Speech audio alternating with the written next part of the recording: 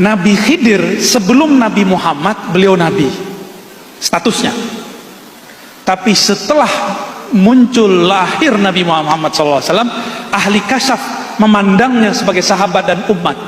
Meskipun dulu beliau seorang nabi, statusnya sebagai umat.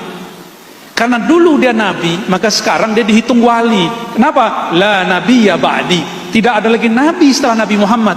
Jadi dengan munculnya Nabi Muhammad, jika Nabi Isa turun, nanti pangkatnya bukan pangkat kenabian, pangkatnya umat Nabi Muhammad.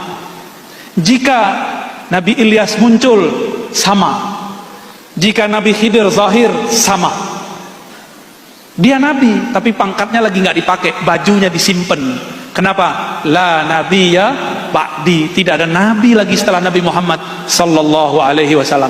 Oleh karena itu, ketika Imam Qushairi, pengarang kitab Ar-Risalah Qushairiyah, mengatakan Khidir bukan nabi, dia benar. Dia melihat secara kasyaf umat Nabi Muhammad. Jika imam yang lain mengatakan beliau seorang nabi, yaitu Imam Nawawi, maka itu juga benar, karena memandang sebelumnya. Dan berbahaya loh kalau Nabi Khidir tidak disebut nabi. Berarti Nabi Musa belajar ilmu ma'rifat kepada wali. Nanti orang membayangkan wali lebih tinggi daripada nabi. Itu perkataan Imam Nawawi. Maka kita jamak, kita kumpulkan kalam itu. Itu musyahadatul af'al, terjadi antara Nabi Musa dan Nabi Khidir. Apa adabnya? Ingat, ada adabnya.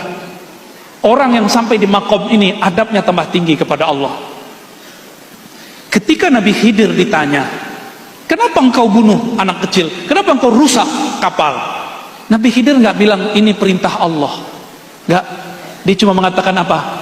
Itu bukan amri. Tidak menisbatkan langsung kepada Allah, juga tidak mengatakan dirinya. Itulah adab seorang arif billah yang kenal kepada Allah.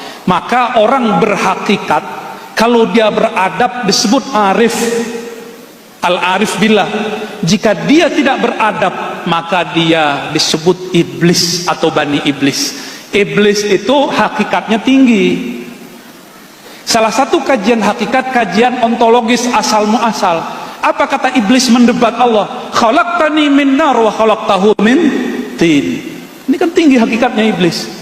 Ya Allah, engkau ciptakan aku dari api, sedangkan dia dari tanah. Asal muasal, ilmu anasir namanya. Hakikat iblis benar. Iblis nggak mau sujud kepada makhluk, benar nggak? Sujud hanya kepada engkau ya Allah. Berarti iblis ini terhijab. Dia nggak sampai kepada tauhid level 3 aja nggak nyampe. Nabi Adam itu tajalliyat asma Allah. Wa 'allama Adamal asma'a kullaha. Allah, kalau bahasa umumnya, Allah tajallikan asma'nya kepada Adam semuanya. Ini yang tidak terbaca oleh iblis. Maka jangan heran orang-orang ahli zikir, ahli kolbu itu tidak akan dapat dibaca hakikat kolbunya oleh orang-orang yang masih pada tataran-tataran rasio dan intelektual, atau baru baca-baca kitab yang tertulis, belum kitab yang tersirat. Itu dimaklumi. Oleh karenanya dalam kitab Qawaidut Tasawuf karya Maulana Al-Imam Zarruq Asy-Syadzili, apa kata beliau? Ingkarnya fuqaha, orang-orang zahir kepada ahli batin, ahli kewalian, ahli tasawuf, itu ma'zur, dimaklumi. Orang syariat ingkar ke ahli hakikat, dimaklumi. Kita nggak usah marah-marah, ngamuk-ngamuk. Tapi kalau ahli hakikat ingkar kepada orang syariat, itu zindik. Kenapa? Dia tahu pentingnya syariat. Kalau orang syariat nggak ngerti hakikat, ya seperti anak kecil salah dimaklumi nggak? Dimaklumi. Makanya slogannya dari dulu gitu. Mohon maaf nih kalau para kiai ada yang ngomong begitu. Benerin aja syariat ente, tar dapat hakikatnya.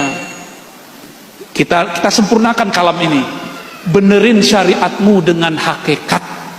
Itu yang bener, yang pas, insya Allah. Karena tidak ada namanya tanaqud baina syariah wal haqiqah. Disinilah pentingnya adab.